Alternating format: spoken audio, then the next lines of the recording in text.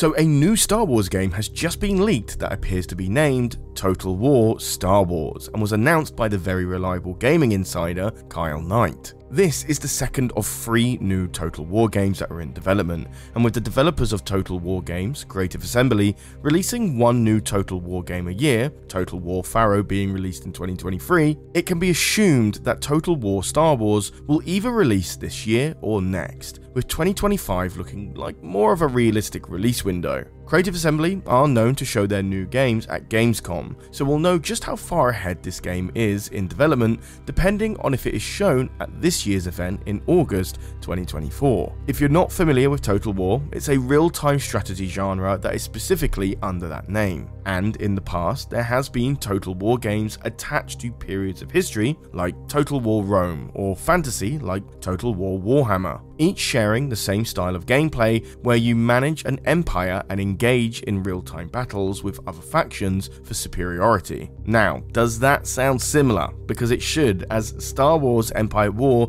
shares a similar style of gameplay. And because Star Wars Empire War came out nearly 2 decades ago in 2006, I know that sounds crazy just to say it, news like this gets big because the only Star Wars games we have, or getting in the near future, have been narratively driven, third-person, single-player games. Now, it is very unlikely that Total War Star Wars is going to be a 2024 version of Empire War. Now, ground battles is obvious, but for skirmishes in space is uncertain. Total War have done things such as naval battles numerous times in the past, but for space battles, it's uncertain if that will be expanded in their sci-fi setting, and we'll get to that a little bit later on in the video.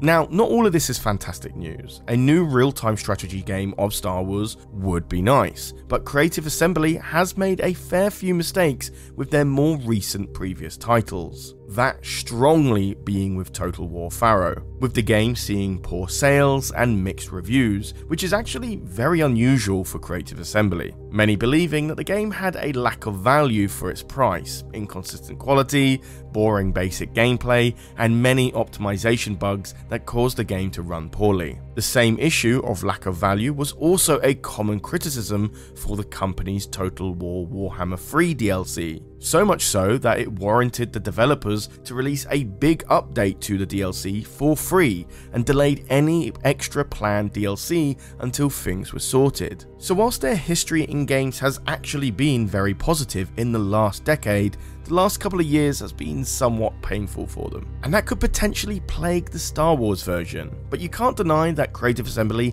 has been working really hard to rectify that, since their very hardcore niche of fans they've built up over time has to be really important for them to continue having their company stay afloat. Not to mention, Total War Star Wars is going to be a vastly different game to their previous titles. Sure, they got an eye for detail when it comes to history, and they've expanded into other eras such as Japan and Egypt. Their Warhammer series is also another different direction too, but they've never done a futuristic sci-fi setting to this genre, and I'd be surprised if there isn't any hiccups along its development. Finally, is any of this actually true? Well, gaming insider Kyle Knight, who did drop this leak, has been a part of the gaming news industry for a while. He appears to be a Star Wars fan as well, but unlike other insiders, he's not as vastly big as others. Apparently, the news comes from an undisclosed source, which makes sense, and since Kyle himself is from the UK and Creative Assembly is a UK developer,